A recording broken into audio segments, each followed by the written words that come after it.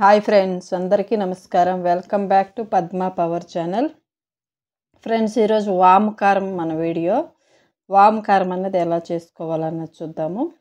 సరే, వాము తీసుకున్నాను 50 గ్రాములు, క్లీన్ చేసి పెట్టుకున్నాను. అలాగే మినప్పప్పు 2 స్పూన్లు, పచ్చిశనగపప్పు 1 స్పూను, ధనియాలు 1 స్పూను, జీలకర్ర 1 స్పూను, మిరియాలు 1/2 స్పూను,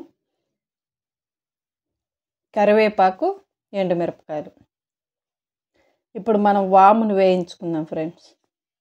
మంచిగా చెయ్యి నిలపకుండా మన స్టవ్ అన్నది సిమ్లోనే పెట్టుకొని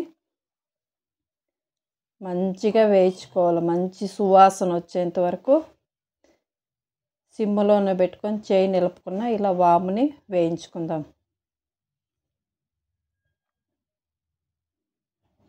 ఎవరైనా కొత్త వాళ్ళు మన వీడియోని చూస్తుంటే సబ్స్క్రైబ్ చేసుకోండి ఫ్రెండ్స్.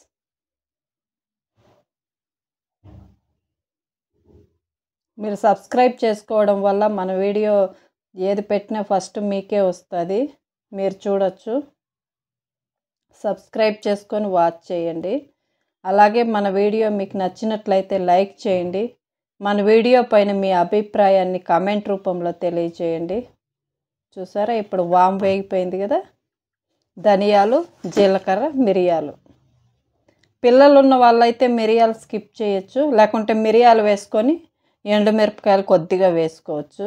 పిల్లలకు అలవాటు చేయండి ఫ్రెండ్స్, తప్పకుండా జలుబులు కన్నా రాకుండా ఉంటాయి. ఈ వేసవి కాలంలో అయితే తప్పకుండా పిల్లలకు పెట్టండి, కారం తగ్గించుకొని. పిల్లలకి అటు నుండి పెద్దవాళ్ళ వరకు అందరూ వాడచ్చు. ఆరోగ్యానికి ఎంత మంచిది. కొద్దిగా మనం వామ్ వాటర్ తాగితేనే కడుపు నొప్పి అలా ఉండేటప్పుడు అది తగ్గిపోతుంది. అలాంటిది ఇలా రోజు మనం 1 స్పూన్ వామ్ పౌడర్ తీసుకుంటే ఎంత బాగుంటుంది, మీరే ఆలోచించండి. చూసారా, పచ్చిశనగపప్పు, మినప్పప్పు వేయించుకుని అయిపోయింది. ఇప్పుడు కరివేపాకు. పచ్చి కరివేపాకుని కడిగి ఆరబెట్టి వేయించుకోవాలి. చూసారా, మంచిగా వేగిపోయింది కరివేపాకు కూడా. ఎండలో ఎండబెట్టి చేసుకుంటామంటే కాదు ఫ్రెండ్స్, పచ్చిదాన్నే ఇలా వేయించుకోవాలి కరివేపాకుని. చూడు, దేనికి మనం నూనె వేసుకోలేదు కదా. కొద్దిగా ఎండుమిరపకాయలకు మాత్రం నూనె వేసుకొని నూనెలో వేయించుకుందాం.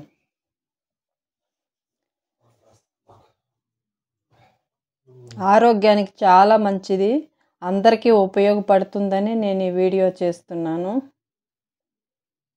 మేము రోజు ఇలానే తీసుకుంటాము. మధ్యాహ్నం పూట ఫస్ట్ ఒక పౌడరు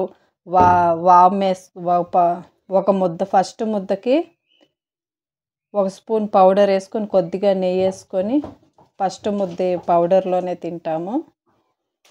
చూసారా, అన్నీ వేయించుకున్నాం కదా. ఆరిన తర్వాత పౌడర్ చేసుకున్నాం. చూసారా ఎంత చక్కగా పౌడర్ రెడీ అయిపోయిందో.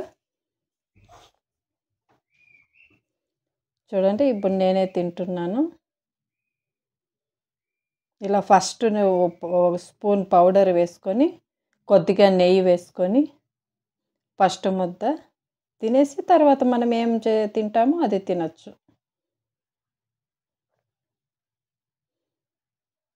Thank you so much friends.